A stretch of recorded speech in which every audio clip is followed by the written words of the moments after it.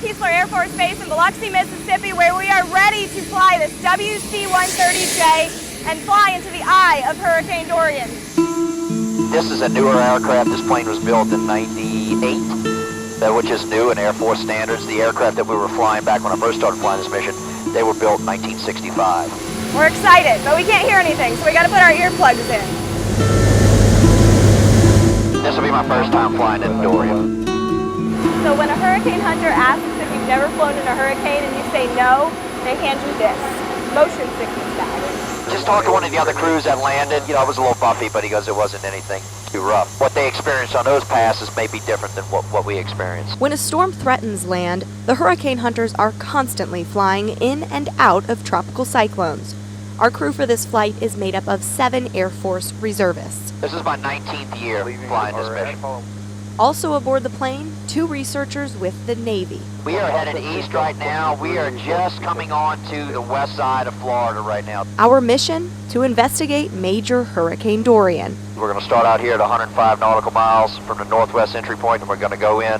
We're going to fix the center of the storm. We'll fly out another 105, and then we'll do a crosswind lake. We'll come up this way, and then we'll come back down, and we're going to do this again. So we'll be in the environment for 5 hours. And we'll be collecting data throughout the entire 12-plus hour flight.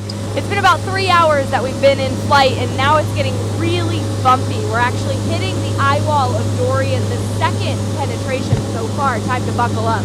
We're going to have to probably do a little deviation. Yeah. Hold on 1 second. But then all of a sudden, a sense of calm. So as we're following this millibar level, we actually descend down into the eye of the storm. The deeper the pressure in the storm, the closer you get to the surface. We are in the core of one of the most powerful hurricanes to impact the northwestern Bahamas. Deviate right or left, right? First pass through the eye is right around sunset. We see blue sky above us, towering cumulonimbus surrounding us on all sides.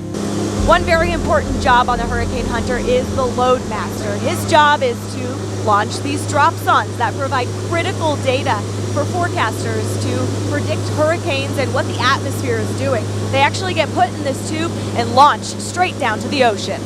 Today we dropped about 25, so we dropped a little bit more than we usually do. Now we're at the back of the plane where they are inserting an AXBT. It's basically measuring the water temperature with depth. Because hurricanes get their energy from the ocean. They're like engines, and their fuel is the heat in the water. Data from these buoys tells us the water under our plane is about 85 degrees Fahrenheit, which is plenty of fuel to continue feeding this monster of a cyclone. Understanding more about how much heat is available for the hurricane to take up and how that changes with time as the hurricane passes could hopefully lead to increases in forecast accuracy. Bottom line, this mission saves lives. If we weren't out here, that forecast cone would be 25% larger. And we're doing exactly what we've been trained not to do and fly into, the most intense weather that Mother Nature's created. Meteorologist Lauren Rautenkranz alongside photographer Jeff Renfro, First Coast News, on your side.